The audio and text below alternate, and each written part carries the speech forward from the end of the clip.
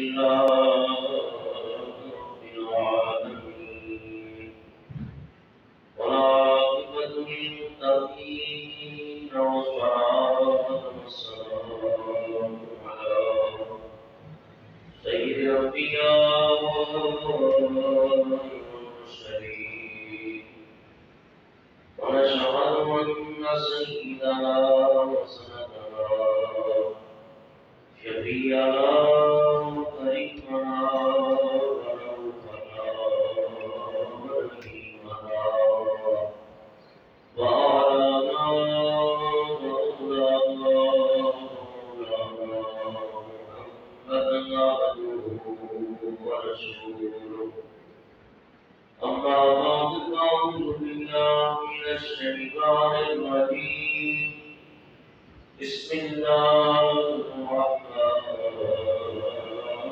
الرحيم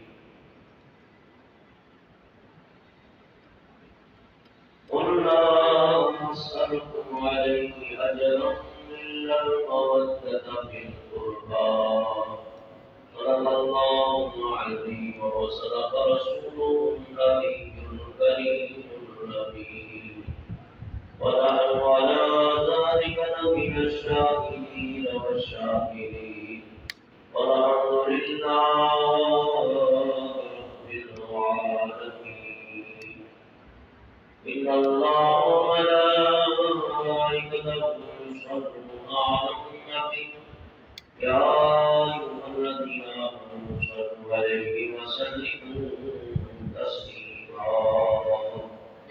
درود پاک پڑھیں الصلاة والسلام عليك يا سيدي يا رسول الله وعلى آلك وصحبك يا سيدي يا حبيب الله الصلاة والسلام عليك يا رحمة للعالمين وعلى آلك وصحبك يا شفيع المذنبين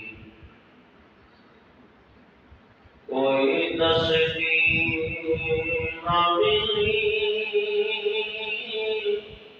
اور نہ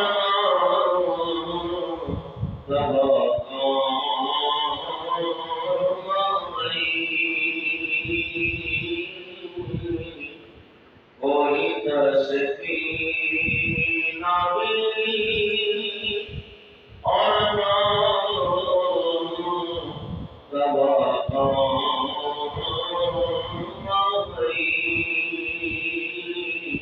ہر بڑے وقت میں آقا کی صدا ہماری ہر بڑے وقت میں آقا کی صدا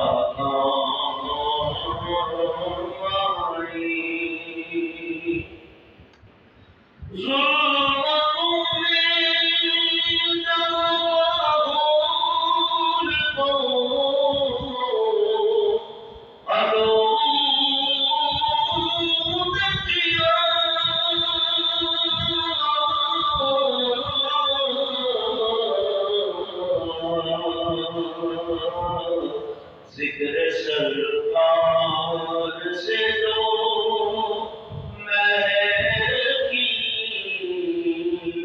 فضا آئی ذکر سرکار سے دو مہر کی فضا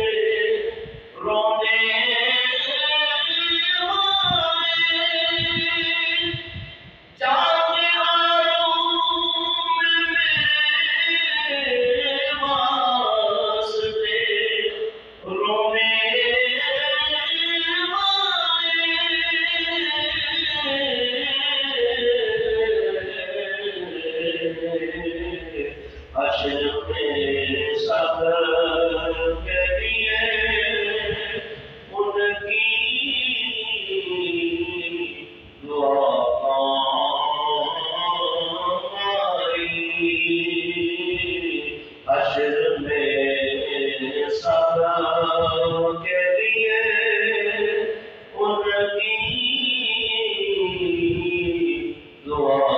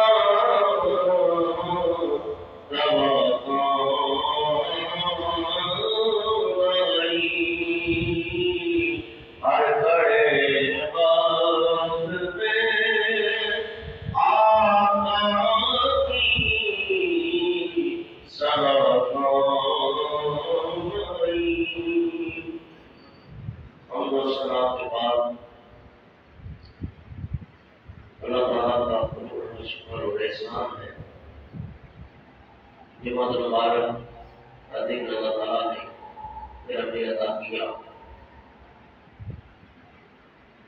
شوال المکرم کا یہ مہینہ ہے، اور اس مہینے کی پہلی تاریخ کو عید الفطر منائی جاتی ہے، اور شوال کے روزوں کا ذکر پہلے ہو چکا۔ اسی مہینے کے اندر اللہ تبارک و تعالیٰ نے جنت کو پیدا کیا۔ یکم شوال مکرم کو عید ہے، اور یکم شوال مکرم کی پہلی تاریخ کو یہ شہد جو ہے نا کھاتے ہیں، اس کے بارے میں قرآن میں ذکر ہے کہ اس کے اندر شفا من آسن مصفا، ہم نے اس کے اندر شفا رکھی۔ تو شہد کی مکھی کو الہام اسی مہینے کے اندر ہوا کہ شہد کیسے بنانا، پھر وہ مختلف پھولوں کا رس چوستی ہے، اور پھر نبی پاک پہ درود پڑتی ہے تو وہ شہد میں تبدیل ہو جاتا ہے۔ یہ بھی اسی مہینے کے اندر ہے، اور جنت کو بھی اللہ نے یکم شوال المکرم کو پیدا کیا۔ جنت کے اندر ایک درخت ہے جسے درخت طوبہ کہتے ہیں، وہ بھی اسی مہینے کے اندر تخلیق ہوا، اور تقریباً فرشتوں کے سردار، یہ موضوع میں چاہتا ہوں ابھی وقت ملا تو اس موضوع کے اوپر پورا جمع انشاءاللہ پڑھاؤں، اللہ زندگی رکھے۔ اسی مہینے کی یکم شوال مکرم کو حضرت جبریل علیہ السلام کو اللہ نے وحی کے لیے منتخب کیا۔ زیادہ تر انبیاء کے پاس حضرت جبریل علیہ السلام وحی لے کے نازل ہوئے، ان کی بھی بڑی شان ہے، انشاءاللہ اس موضوع پہ گفتگو ہوگی۔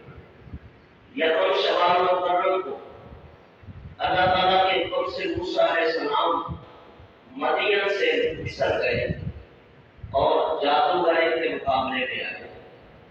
اللہ نے حضرت موسیٰ علیہ السلام کو فتح عطا کی، جادوگر مغلوب ہوئے اور سامنے سر سجدے میں ڈال دیا، قالوا آمنا بربی ہارون و موسیٰ، ہم ایمان لائے رب ہارون پر اور رب موسیٰ پر، یہ بھی اسی مہینے کے اندر۔ اور پھر اس مہینے کے اندر سیدہ طیبہ طاہرہ، یہ بھی ایک موضوع ہے،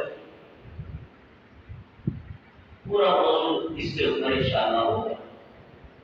سیدہ عائشہ صدیقہ بنت صدیق، رفیقہ حیات محبوب رب العالمین، زوجہ تاجدار انبیاء صلی اللہ علیہ وسلم، حضرت عائشہ صدیقہ رضی اللہ تعالیٰ عنہا بڑی عظیم خاتون ہے۔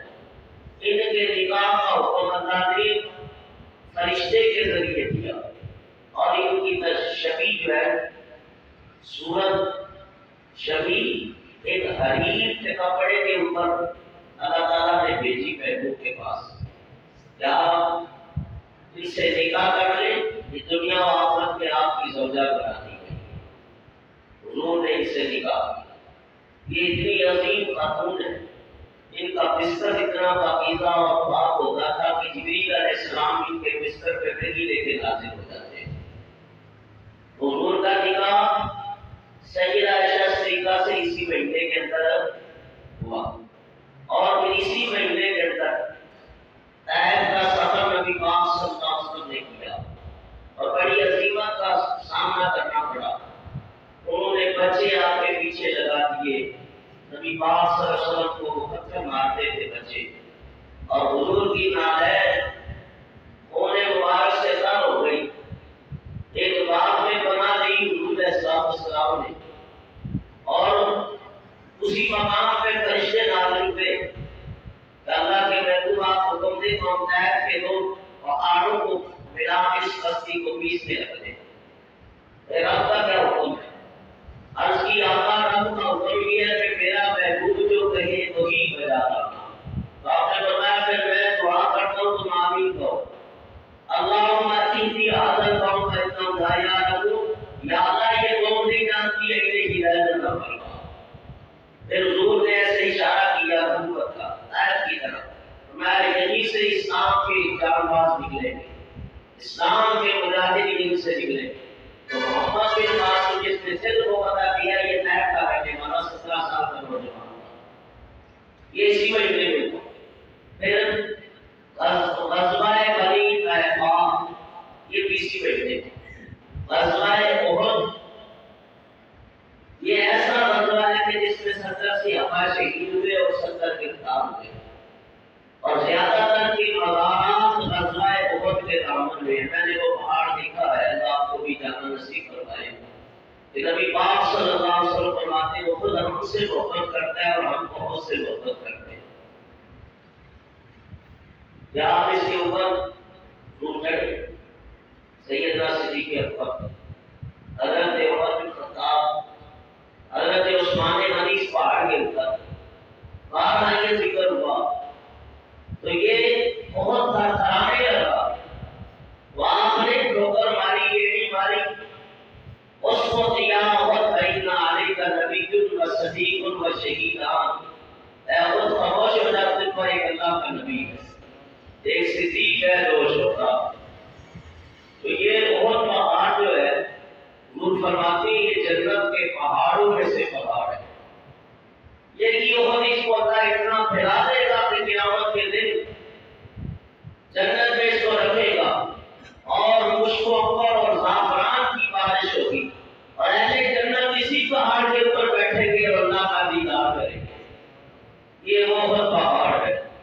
تو یہ غزوہ احد، حضور کے بڑے پیارے چاچا حضرت سیدنا امیر حمزہ رضی اللہ تعالیٰ عنہ غزوہ احد میں شہید ہوئے، جنہیں گورنر مدینہ بھی کہا جاتا ہے، اور بڑے شان والے صحابی ہیں اور حضور کے چچا ہیں۔ غزوہ احد کے پہاڑ کے دامن میں جہاں غزوہ احد ہوا، ایک غریب پہاڑی ہے، اب وہ بالکل نشان چھوٹا سا رہ گیا جسے جبل رماد کہتے ہیں، جہاں حضور نے 50 تیر اندازوں کو کھڑا کیا ہوا۔ میں نے بھی اس پہاڑ کی زیارت کی ہے، اور یہ غزوہ احد اسی مہینے میں ہوا۔ پھر غزوہ حنین وہ بھی اسی مہینے میں، اور سریہ عبداللہ بن رواحہ، سریہ کرب ابن جعفر البحری اور سریہ خالد بن ولید رضی اللہ عنہ اس مہینے کی حضرت سودا حضور کی سودا بنت زمعہ رضی اللہ عنہ کا وصال اسی شوال کے مہینے میں، سیدہ زینب بنت رسول اللہ صلی اللہ علیہ وسلم حضور کی بیٹی، نبی پاک کی 4 بیٹیاں ہوئی، حضرت رقیہ، حضرت ام کلثوم، حضرت سیدہ زینب ہے، ایک اور شہزادی کی حضور نے سجدے کی حضرت سیدہ فاطمہ، 4 بیٹیاں حضور کی سیدہ زینب کا وصال اسی مہینے میں، حضرت حذیفہ امام زین العابدین، آج کا ہمارا موضوع ہے امام زین العابدین، امام زین العابدین، صہیب رومی،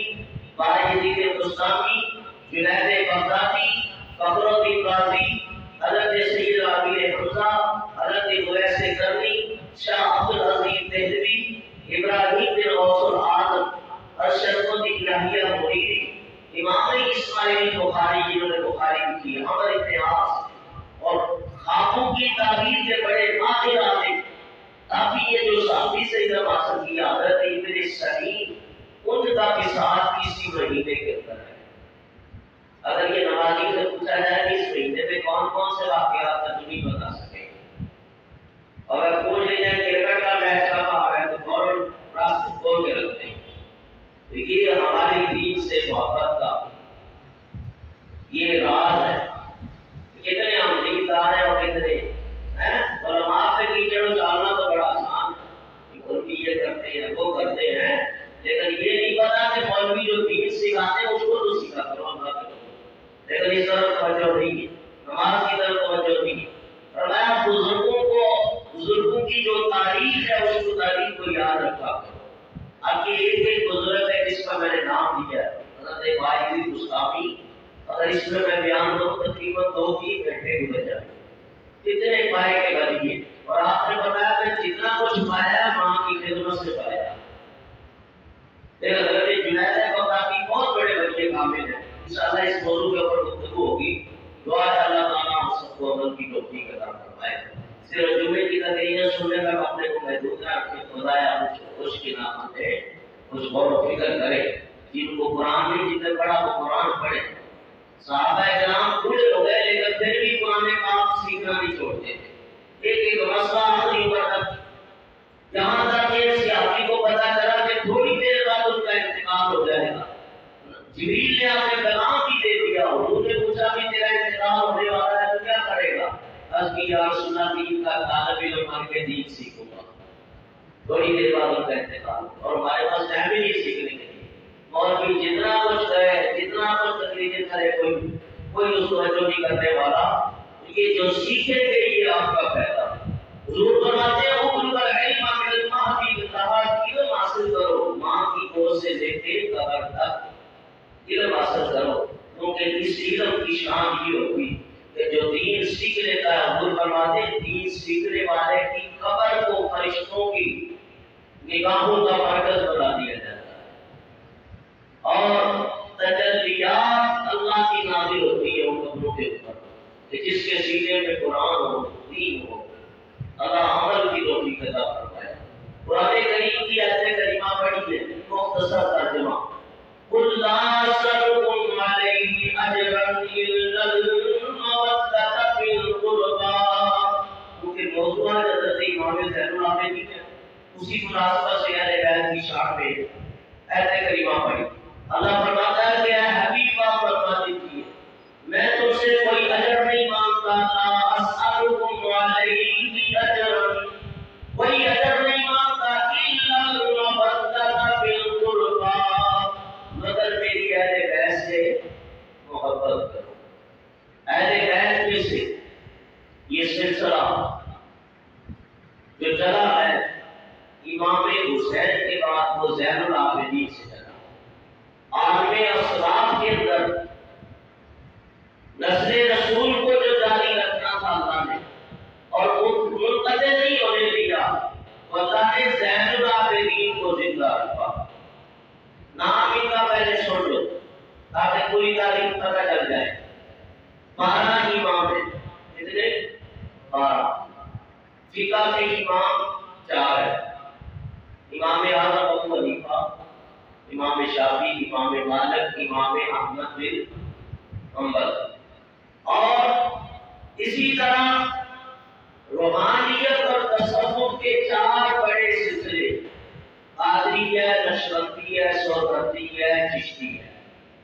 اسی طرح محدثین بڑے جو 6 ہیں، امام بخاری ہے، امام مسلم ہے، امام ابو داؤد ہے، امام ترمذی، ابو عیسیٰ ترمذی، امام نسائی ہے، امام ابن ماجہ، محدثین بڑے 6۔ اسی طرح انبیاء 300، رسولوں کی جماعت 313، انبیاء 1,24,000 یا 2,24,000 کا وہ امام 12 ہیں۔ اور میں پہلے امام حضرت سیدنا علی مرتضیٰ، دوسرے امام امام حسن مجتبی، تیسرے امام امام حسین رضی اللہ عنہ، چوتھے امام حضرت امام علی زین العابدین ہیں، اور 5ویں امام امام محمد باقر علیہ السلام، چھٹے امام امام جعفر صادق ہیں، 7ویں امام امام موسیٰ کاظم، 8ویں امام امام علی رضا، 9ویں امام امام محمد تقی، اور 11ویں امام امام حسن عسکری، اور 12ویں امام امام محمد امام مہدی ہے۔ تو یہ چوتھے امام ہے امام زین العابدین، ان کا اصلی نام ہے علی، لقب ہے ان کا مشہور لقب زین العابدین، کنیت ابو محمد، ماں کا نام ہے حضرت بی بی شہربانو۔ کتنے بچے ہوئے ان کے بعد نے کہا ان کے 10 فرزند ہوئے، 9 بیٹے اور 1 بیٹی۔ بعد میں کہا کہ ان کے 8 بیٹے ہوئے اور 1 بیٹی۔ بہرحال 10 کی روایت بھی دی گئی ہے۔ جمادی الاول 38 ہجری میں مدینہ پاک میں ان کی ولادت ہے، اور بعد میں کہا 25 محرم 95 ہجری میں ان کا وصال ہے، زہر دیا گیا، 57 سال کی عمر پائی۔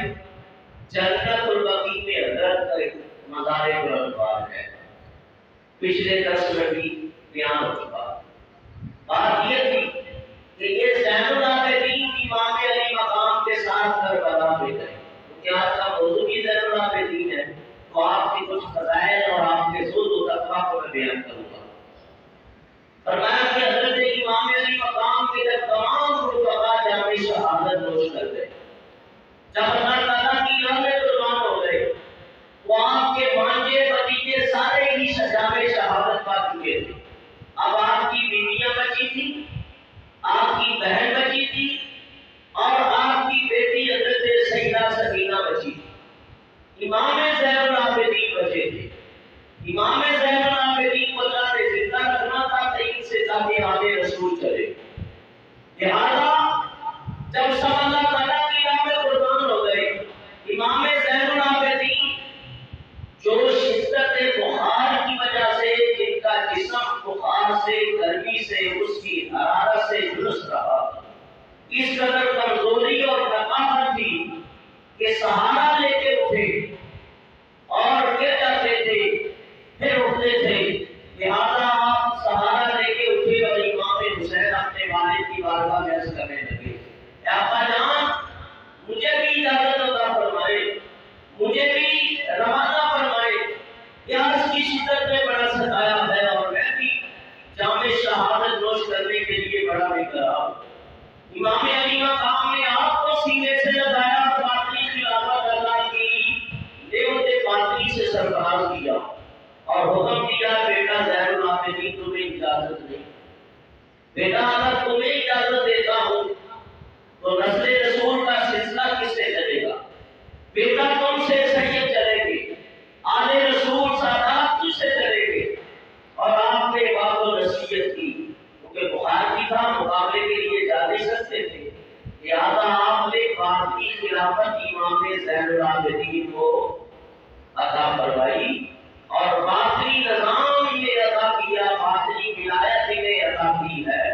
لہذا یہ واقعہ کربلا کے بعد زین العابدین 40 سال تک زندہ رہے، 40 سال تک زندہ رہے، یہاں تک کہ یہ کربلا سے بھوکا قید کر دیے گئے، باپ بیویوں کو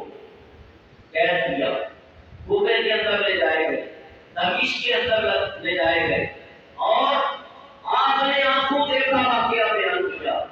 اور سنو توجہ کے ساتھ، آپ کے بیٹے حضرت امام محمد باقر علیہ السلام تھے، میں ذکر کر چکا. تو بیٹے نے ایک دن پوچھا، پاپا جان میں نے آپ کو کبھی ہنستے ہوئے نہیں دیکھا، آپ ہمیشہ روتے رہتے اور کھانا لایا جاتا ہے چند روپے اٹھاتے اور چھوڑ دیتے ہیں، پانی لایا جاتا ہے تو چند گھونٹ پیتے اور چھوڑ دیتے ہیں، تو وجہ کیا ہے؟ کہا بیٹا میں نے تیری آنکھوں میں جو منظر دیکھا ہے اگر تو دیکھ لیتا تو تیری ہنسی بھی چھن جاتی. بیٹا میں نے نبی پاک کی اولاد کو ان کے جسموں کو کربلا کی تپتی ہوئی ریت کے اوپر پہ گورو کفن دیکھا ہے. میں نے سیدہ فاطمہ زہرا کی ذات تطہیر کو بگانے کربلا میں مٹی کے اوپر اڑتے ہوئے دیکھا ہے. میں نے نبی کے نواسے کو جسم کو زخموں سے چور چور مٹانے کربلا میں دیکھا ہے. بیٹا جو منظر میری آنکھوں نے دیکھا کر تم دیکھ لیتے تو قیامت تک تیری بھی کبھی ہنسی نہ آتی. اور پانی لایا جاتا تو آپ تک گھونٹ پیتے اور فرماتے یہی وہ پانی ہے جس کے لیے علی اصغر طرف ہے، یہی وہ پانی ہے جس کے لیے علی اکبر کرتے ہیں، یہی وہ پانی ہے جس کے لیے میرے ابا جان بھی بے چین اور مضطرب ہوتے ہیں. لہذا آپ جب واقعات بیان کرتے تو سن کے لوگوں کے اوپر اہل بیت کے عاشقوں کے جسموں کے اوپر قرضہ پر انجام یہ کیفیت عاری ہو جاتی. اور یہی وہ زین العابدین ہے. جب ان کو دمشق لے جایا گیا کہ یزید کا سلطنت کا پایا تخت جو تھا وہ دمشق تھا. دمشق کے اندر وہ ظالم کا وقت حکومت کرتا تھا، وہیں سے بیٹھ کے پورے علاقوں کو رقوں کو کنٹرول کرتا تھا. جب دمشق کے بازار کے اندر حضرت زین العابدین کو ٹھہرایا گیا، قید میں تھے اور رسیوں سے جھگڑے ہوئے تھے اور اونٹ کے اوپر یہ بٹھائے گئے تھے اور نیچے کوئی کلام نہ ڈالا گیا تھا. تو جب قیدیوں کی حیثیت سے یہ دمشق کے بازار میں لے جائے جا رہے تھے زین العابدین، تو کسی بزرگ نے کہا اے زین العابدین پریشان ہونے کی بات نہیں، یوسف علیہ السلام کی تو قید ہوئے تھے. اس بوڑھے کی بات سن کے حضرت امام زین العابدین کی آنکھوں میں آنسو آ گئے. فرمایا بابا تم نے بات تو ٹھیک کی ہے لیکن یوسف علیہ السلام کی قید کے اندر اور ہماری قید کے اندر بڑا فرق ہے. شہر نے اس کو بیان کیا قید یوسف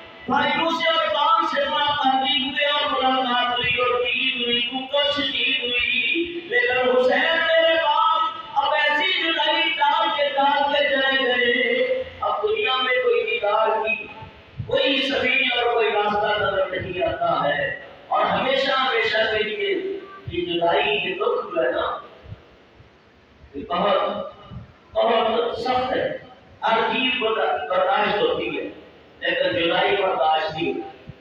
جن کے چلے گئے ہیں نا ان سے پوچھو کیا طبیعت ہوتی ہے. ان کو لگتا ہے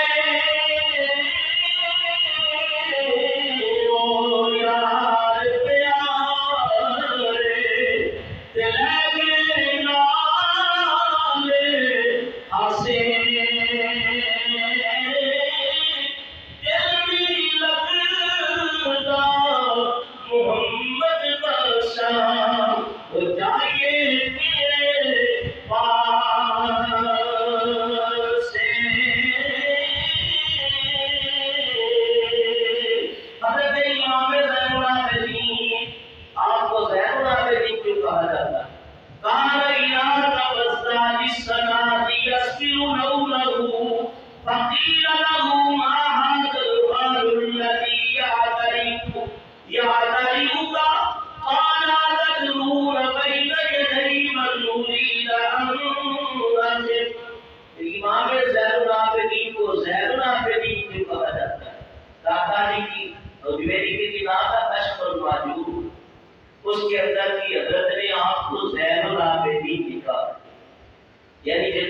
عبادت گزار ہیں، قیامت تک ہوں گے، نیک بندے ہوں گے، آپ ان کی زینت ہیں، آپ ان کی خوبصورتی ہے، اس لیے آپ کو زین العابدین کہا جاتا ہے۔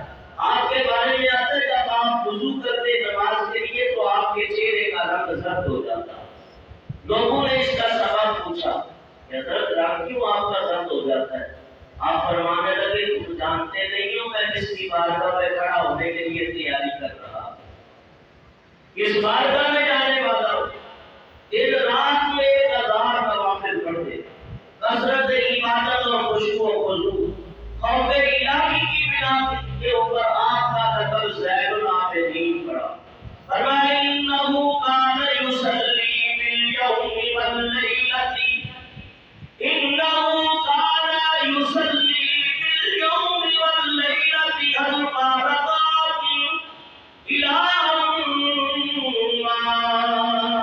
آپ دن رات میں 1000 نوافل پڑھتے، یہاں تک کہ آپ اس دنیا سے رحلت فرمائی اور امام شہاب الزہری سے مروی ہے جنہیں امام زہری بھی کہا جاتا۔ آپ فرماتے ہیں لم ارا شبیًا افضل من علی بن حسین، میں نے حسین بن علی سے افضل کوئی آدمی بنی ہاشم نے نہیں دیکھا۔ اور ابن سعید بن مسیب کا بیان ہے لم ارا اور میں نے آپ سے زیادہ کوئی پرہیزگار نہیں دیکھا، آپ سے زیادہ کوئی پرہیزگار نہیں دیکھا۔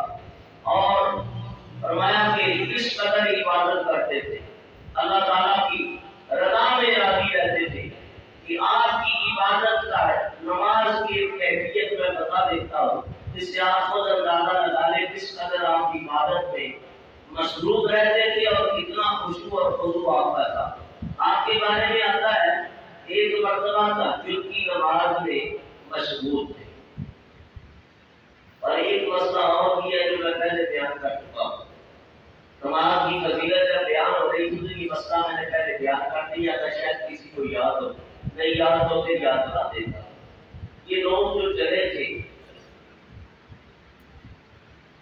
مکہ سے مدینہ سے مکہ اور مکہ سے پھر کربلا، کربلا سے پھر کوفہ، کوفہ سے پھر یہ منزلیں طے کرتے، وقت نہیں میں وہ تمام منزلوں کا ذکر کروں، تقریباً 28 منزلیں لوگوں نے طے کی ہیں۔ اور کہاں گئے؟ دمشق میں جو شام کا علاقہ ہے، وہاں سے واپس پھر کربلا آئے، کربلا سے پھر یہ مدینہ پاک آئے، اور کربلا کے واقعہ کے بعد 40 سال زندہ رہے، لیکن ان کی کبھی تہجد کی نماز بھی نہیں چھوٹی، تہجد کی نماز نہیں چھوٹی تھی۔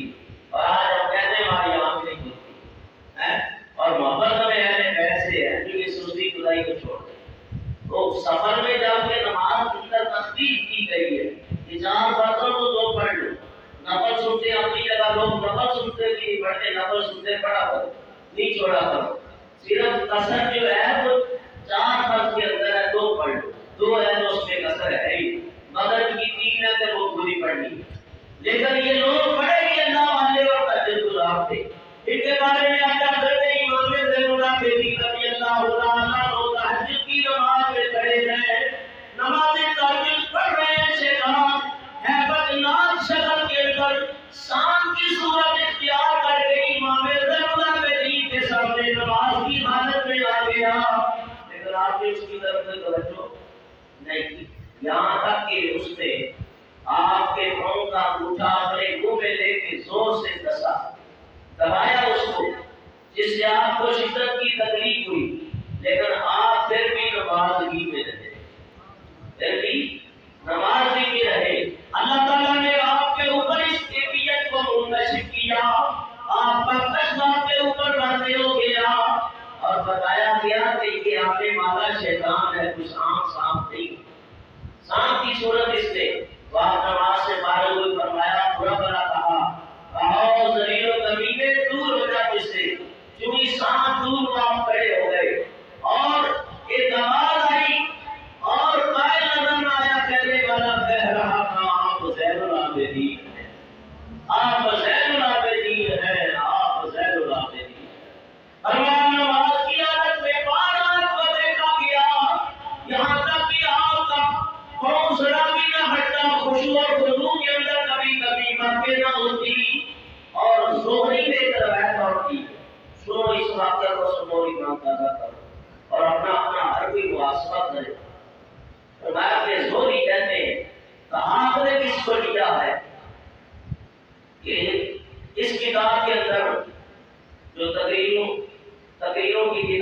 سیکھنے کے لیے تنخواہ کو دی جاتی ہے. اس کے اندر بھی یہ روایت کی ہے اور دیگر علماء اور محدثین نے اور ائمہ کرام نے بیان کیا.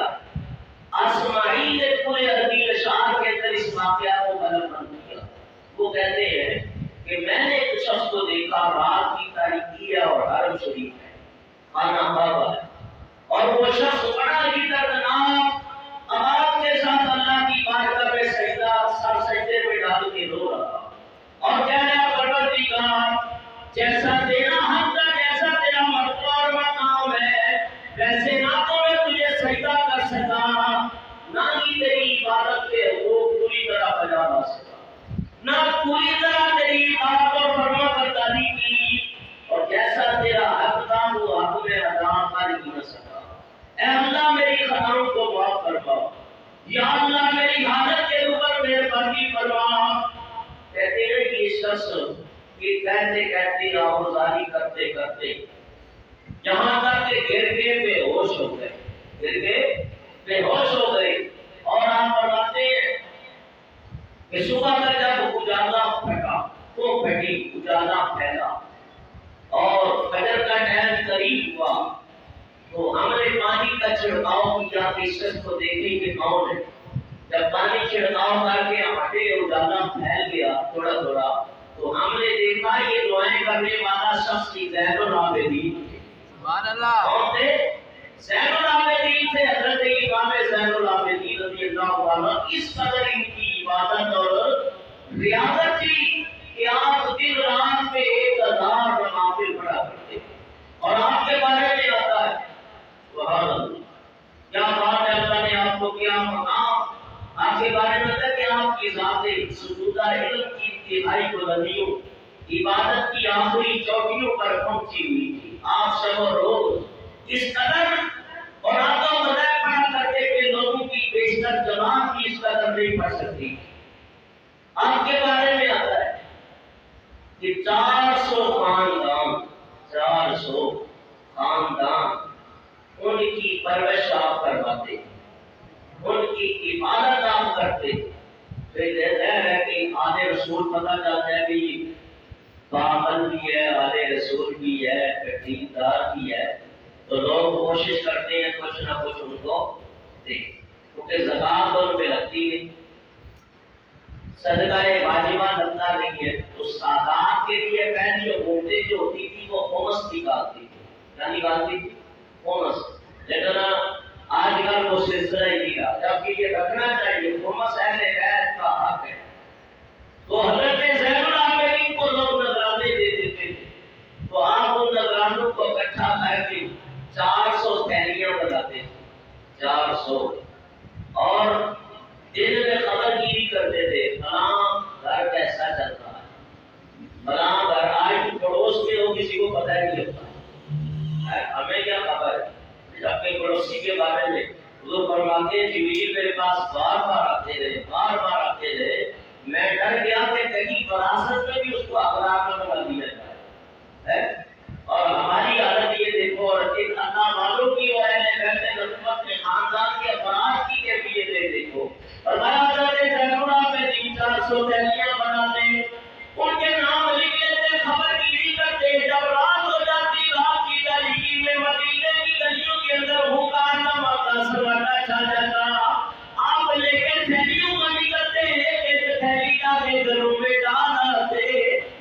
یہ رات اس دن کھلا جس دن حضرت زین العابدین کا وصال ہوا کہ اس دن یہ راز کھلا کہ یہ رات کی تاریکیوں میں جو ہمارے گھروں میں ہر بیٹے تھیلی ڈال جاتے تھے یہ نواسہ رسول کے رفتے جگر تھے، یہ زین العابدین تھے. تو فرمایا کہ ان کی یہ کیفیتیں تھی.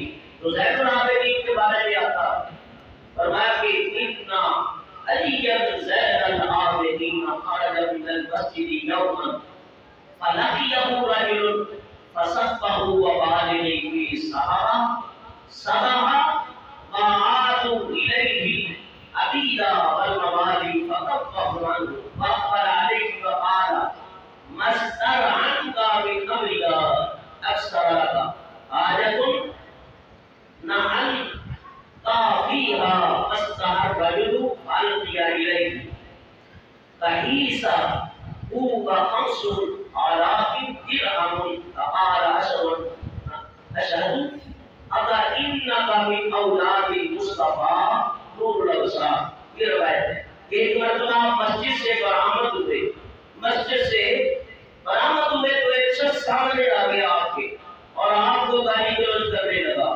آپ کی شان میں گستاخی اور بے ادبی کرنے لگا۔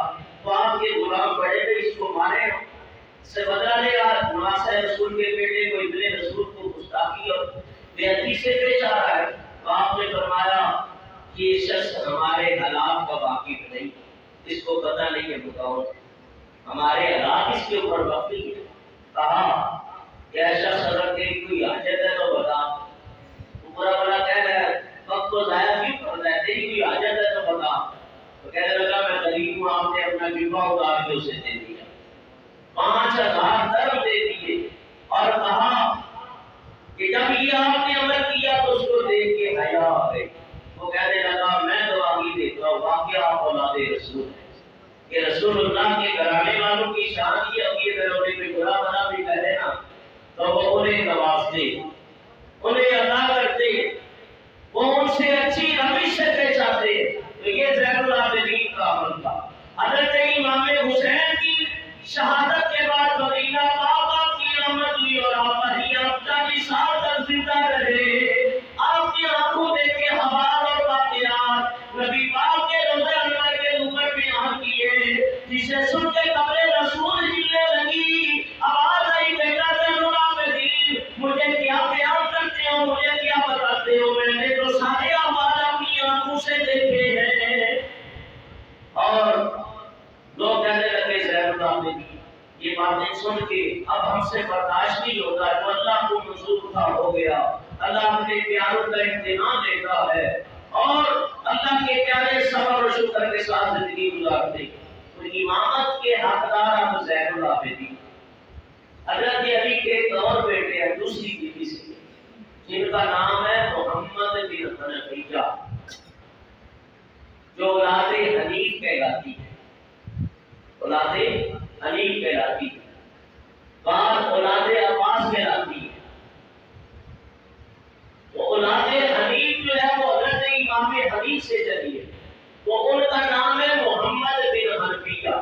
وہ حضرت علی کے فرزند تھے، وہ چاچا تھے اور آپ بھتیجے تھے، بھائی کے بیٹے تھے امام حسین کے، امام حسین بھائی تھے محمد بن حنفیہ کے، وہ اولاد حضرت علی کی۔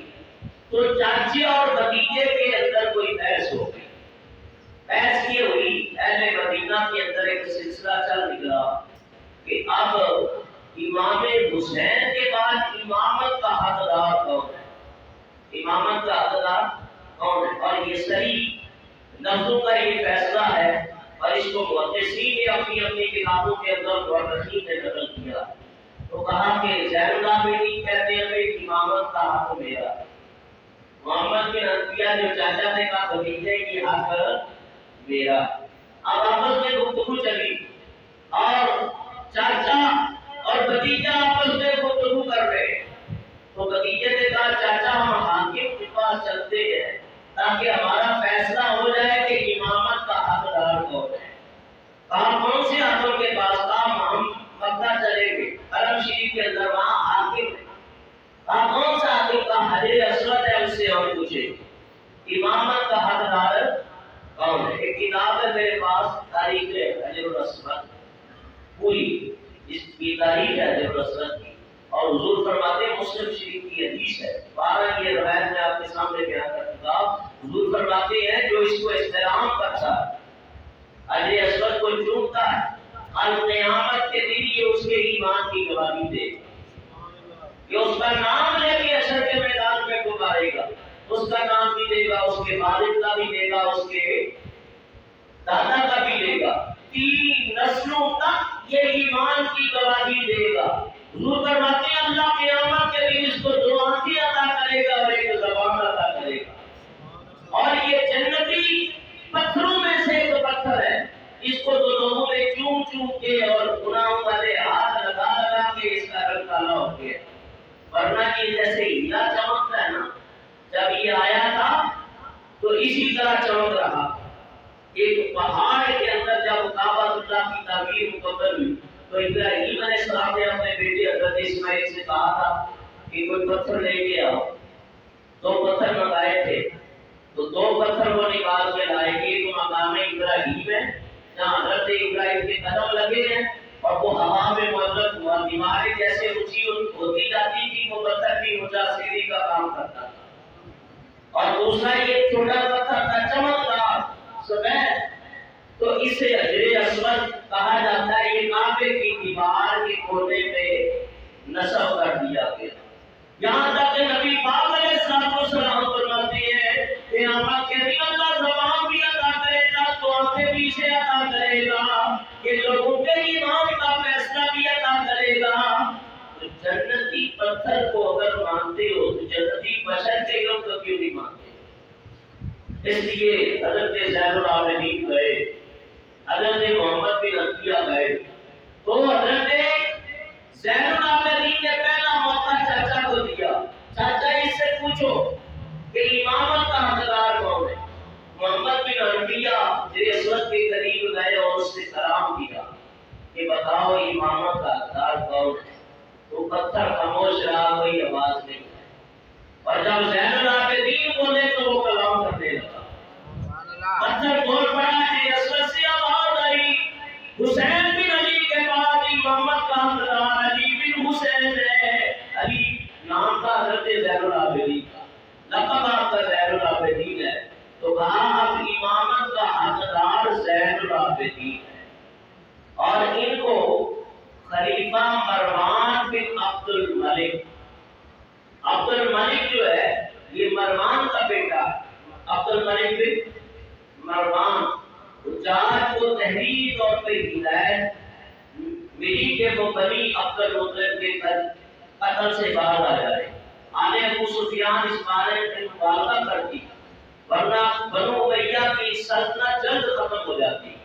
عبد الملک نے اسے نصیحت, عبد الملک کی یہ خط سیغہ راز میں رکھ کے ارسال کیا کہ زین العابدین کو جھگڑا گیا زنجیروں کے اندر اور قید کر دیا گیا.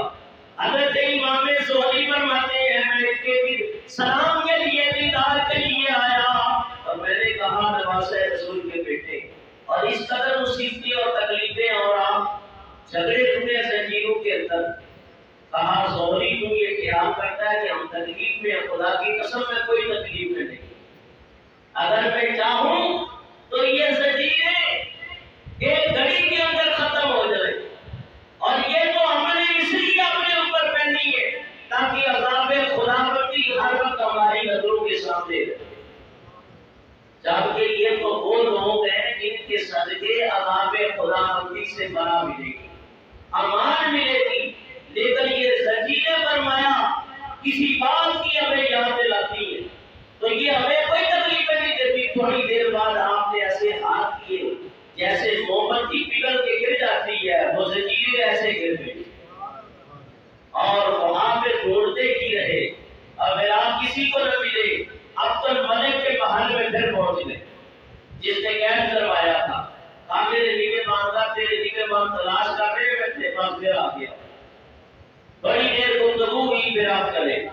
پھر آخری وقت جب آیا تو آپ کو زہر دیا گیا جیسے حضرت امام حسن کو زہر دیا گیا, امام زین العابدین کو بھی زہر دیا گیا. اور زہر کی وجہ سے آپ کی انتڑیاں کٹ کٹ کے قید کے رستے باہر نکلی, کیونکہ شہادت آپ کا مقدر تھا. باپ کو شہادت جہری ملی ہے, بیٹے کو شہادت سری ملی ہے. امام حسین کو شہادت جہری ملی ہے, امام حسن کو شہادت سری ملی ہے, اور حضور کو بھی شہادت سری ملی ہے. نبی پاک کی امام حسین کی شہادت بعد علماء نے کہا ہے کہ نبی پاک کی شہادت ہے, اور شہادت سری کی حضور کو ملی ہے کہ زینب نامی ایک عورت نے کھانا حضور کے لیے پکایا تھا اور اس کے اندر زہر ملایا تھا, اور آپ کو پتہ نہیں تھا کہ اس میں زہر ڈالا ہوا ہے, لیکن آپ نے اس کی دل جوئی کے لیے 2-4 لقمے اٹھا لیے, لیکن زہر نے اثر نہ کیا. وہ بات پھر معاملات لمبے چوڑے ہیں, تو نبی پاک صلی اللہ علیہ وسلم کی آل کی قیمت زین العابدین جی سے قیامت تک سادات چلے. کتنے سادات ہوئے ہیں وہ سارے حضرت زین العابدین سے ہوئے. آگے اللہ نے آپ کو جو بیٹے عطا کیے ہیں، شہادت آپ کی 25 محرم 95 کی، عمر مبارک 57 سال، انتقال آپ کی بوجہ ظاہر جو ولید بن عبد الملک نے دیا. آپ مرتبہ شہادت پر پہنچے مدینہ الرسول جنت البقیع میں حضرت امام زین العابدین کی قبر مبارک ہے. یہ پچھلے جمعے میں نے بیان کر دیا. یہ قبر ہے امام حسن، پھر ہے امام زین العابدین، پھر یہ ہے امام محمد باقر علیہ السلام کی، اور آگے قبر ہے امام جعفر صادق کی. اللہ نے آپ کو بیٹے، بعض روایتوں میں کہ 9 بیٹے اور 1 بیٹی، بعض روایتوں میں ہے کہ 8 بیٹے اور 1 بیٹی. آپ بتا بیٹوں کے نام سن لو اور 1 بیٹے کی تھوڑی سی شان میں بیان کر دے گا. فرمایا حضرت امام محمد باقر علیہ السلام پہلے بیٹے، امام زید دوسرے بیٹے، امام عبداللہ تیسرے، امام عبید اللہ چوتھے، امام حسن 5ویں، امام حسین 6ٹھے. اپنے بیٹے کا نام بھی حسین رکھا اور 1 بیٹے کا نام علی رکھا، اور 8ویں بیٹے حضرت عمر ہیں، اور 1 بیٹی ہوئی ہے جس کا نام سکینہ رکھا گیا. 8 بیٹے اور 1 بیٹی. بعد میں 10 لکھا ہے کہ 9 بیٹے اور 1 بیٹے کا نام نہیں ملتا. 5ویں امام امام باقر علیہ السلام، یہ آپ کے شہزادے ہیں، اور آگے اللہ نے آپ کو 1 بیٹا عطا کیا جسے کہتے ہیں امام جعفر صادق. یہ بھی امام محمد باقر علیہ السلام کے بیٹے. ان کے بارے میں حضرت امام اعظم ابو حنیفہ فرماتے ہیں لو نسنتان لہلک النعمان. آپ فرماتے ہیں اگر امام جعفر صادق نہ ہوتے تو نعمان ابن ثابت ہلاک ہو جاتا. یہ بہت بڑے امام ہے، اور فقہ جعفری کی جو بنیاد پڑی ہے وہ امام جعفر صادق سے پڑی ہے کہ رجب المرجب کے اندر ان کی فاتحہ 22 رجب المرجب کو دلائی جاتی ہے. تو یہ حضرت امام جعفر صادق اتنے بڑے امام ہیں کہ فرمایا خیر حضور کا فرمان کیا. امام اعظم کی فضیلت کے بارے میں حدیث محققین بیان کرتے ہیں، فقہاء بیان کرتے ہیں کہ اللہ نے رہتی دنیا تک انسانوں کو جو عقلیں عطا کی ہیں ان میں سے 9 حصے اللہ نے عقل امام اعظم ابو حنیفہ کو عطا فرمائی ہے. اور امام ابو حنیفہ فرماتے ہیں اگر امام جعفر صادق کی خدمت کے 2 سال تو نعمان ابن ثابت کو نہ ملتے تو میں ہلاک ہو جاتا. یعنی اتنے بڑے امام ہیں امام جعفر صادق. یعنی آپ کے بارے میں آتا ہے چلتا پھرتا کتب خانہ تھا اسلام کا. دین کا کوئی مسئلہ ایسا نہ تھا کہ آپ سے کوئی پوچھا گیا اور آپ نہ بتاتے. اور امام محمد امام جعفر صادق، امام محمد کس کے بیٹے ہیں ابھی بتایا، رضور سے بولے کس کے بیٹے ہیں امام زین العابدین. ابھی بول لے امام محمد بیٹے ہیں امام زین العابدین، امام جعفر صادق بیٹے ہیں امام محمد. امام محمد اور امام جعفر صادق کی سوچ سنو اور ایمان دادا کرو. فرمایا کسی نے پوچھا کہ حضور یہ جو تلوار کا دستہ لگایا جاتا ہے یہ چاندی کا لگانا ہے؟ چاندی کا دستہ لگانا جائز ہے؟ فرمایا جائز ہے. کہا کوئی حضرت دلیل؟ کہا سیدنا صدیق اکبر کی تلوار کا دستہ چاندی کا تھا. تو پوچھنے والے کا مقصد کچھ اور تھا. امام محمد سے پوچھا کہ آپ انہیں صدیق کہتے ہیں؟ آپ فرمانے لگے ہاں خدا اسے تباہ و برباد کرے جو حضرت ابو بکر کو صدیق نہ مانے، انہیں صدیق نہ مانے، انہیں صدیق نہ مانے. یہاں تک کہ آپ کا سانس پھول گیا. جب تک سانس چلتا رہا آپ حضرت ابو بکر کو صدیق کہتے رہے، صدیق کہتے رہے، صدیق کہتے رہے. امام جعفر صادق سے جب پوچھا گیا تو انہوں نے کہا ہاں حضرت ابو بکر صدیق نے اپنے چاندی کا دستہ لگایا تھا تلوار کا. خدا کی قسم وہ صدیق ہے، وہ صدیق ہے، وہ صدیق ہے. سبحان اللہ. تو پتہ یہ چلا اہل بیت کے جتنے افراد ہیں وہ سب ان کو صدیق مانتے ہیں. اور مانے کیوں نہ، انہیں نبی بھی صدیق مانتے ہیں. انہیں حضور بھی صدیق مانتے ہیں، بلکہ نبی پاک اور صحابہ کا مقام اپنی جگہ، بلکہ اللہ کا قرآن ان کی صداقت کا اعلان کرتا ہے، اور قرآن کہتا ہے والذی جاء بالصدق وصدق بہ، جو حق لے کے آیا جس نے اس کی تصدیق کی ہے وہ صدیق ہے، وہ متقین میں سے ہے۔ تو میں کہتا ہوں کہ اتنا مسئلہ لمبا چوڑا پھیلانے کا مقصد کیا ہے؟ مقصد یہ ہے کہ جہاں اہل بیت کی محبت کا دم کرتے ہو وہاں اہل بیت